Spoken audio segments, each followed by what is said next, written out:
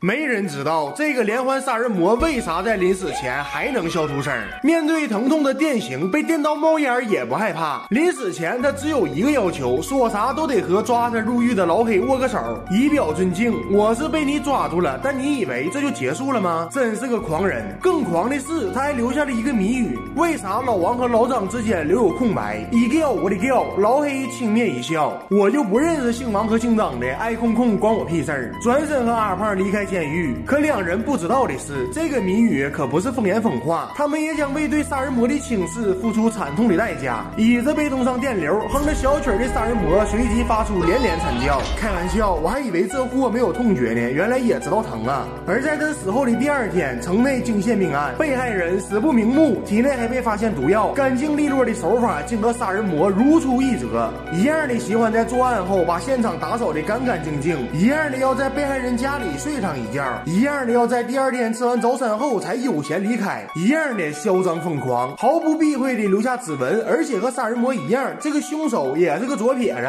更令老黑震惊的是，墙上出现了谜语：为啥老王和老张之间留有空白？杀人魔明明已经挂了，难道他还有共犯不成？又或者说是某个变态在模仿？但多年的办案经验告诉老黑，真相没有这么简单。同事告诉老黑，杀人魔说的老王是个优秀的老刑警，名字被刻在了废弃的光荣墙上。老黑连忙去检查，发现老王和老张中间果然有个人名被故意抹去了。幸好警局里有记录，老黑这才了解到，被抹去名字的警官叫做老李，生前曾破获了一起连环杀人案，还因此获得了杰出警探的称号。然而却在获奖后的8个月犯下了连环杀人案，最后在林中小屋内畏罪自杀，这一看就不正常。老黑抱着疑问去找老李的女儿小李，不料小李竟然问他，杀人魔是不是没事就哼歌啊？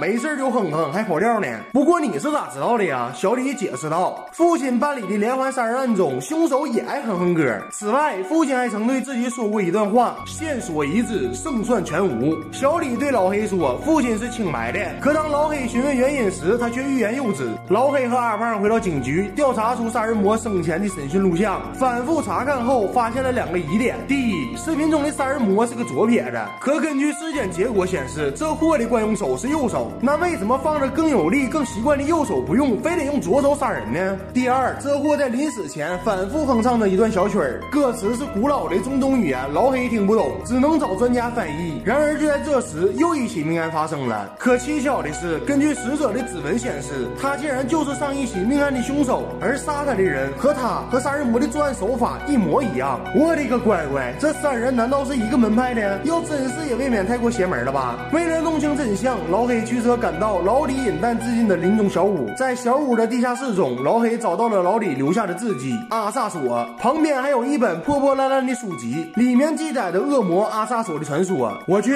这他喵的还是个灵异事件。回到警局后，老黑拿到了专家的翻译，内容是：我无法进入你的身体，但我会让你生不如死。读起来有点怪怪的，如果不是和命案有联系，我会怀疑这是在开车。回到正题，这段翻译并没给案情带来突破。老黑苦苦思索，歌曲、恶魔阿萨索、连环杀人犯，这3者之间到底有什么联系？看到这儿，不知屏幕前的你有没有相同阿萨索的超能力？老弟来揭晓谜题，那就是灵魂转移。这不，刚刚还在讨论案情的阿胖就哼起了杀人魔时常哼唱的歌曲。随着阿胖接触到同事，同事也立即哼起了歌曲，然后就是下一个，再下一个，一个又一个。恶魔阿萨索在现人世间，便迫不及待地向老黑炫耀起了他的超能力。此刻的他又附身到了小男孩的身上，对着老黑狂飙垃圾话。老黑追了上去，奔跑中，男孩撞到了大胡子，大胡子立刻着了道，回到车内掏出手枪，对着老黑连连射击。情急之下，老黑不得不反击，一枪打死了大胡子。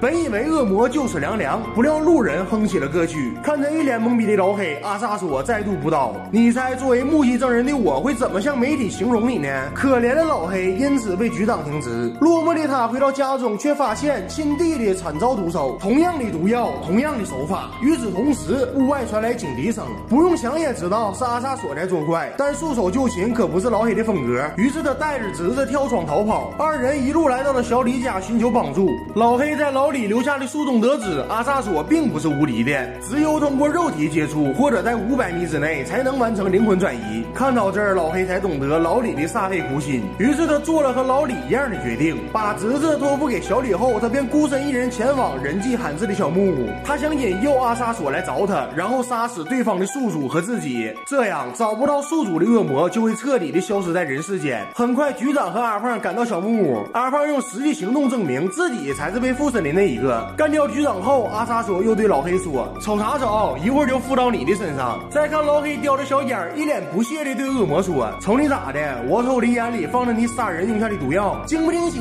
意不意外？”然后一枪打死阿胖，宿主一死，恶魔被迫离开，只能附身到还没有死透的老黑身上，然后奋力地跑向远方，可没跑几步就倒头死在了雪地中。可惜就在此时，一只小猫咪从尸体旁路过，让恶魔阿萨索再度完成灵魂转移，这可能也是当初老李失败的原因吧。谁也不会想到冰天雪地里会出现一只小猫咪，更不会想到恶魔阿萨索竟然连动物也能附身，到头来老黑还是白死了，恶魔继续游荡在人间。那么谁又会是下一个可怜人呢？至此全剧终。这部电影名叫《夺命感应》，由影帝丹尼尔·华盛顿倾情出演，恐怖加悬疑，看你爽歪歪。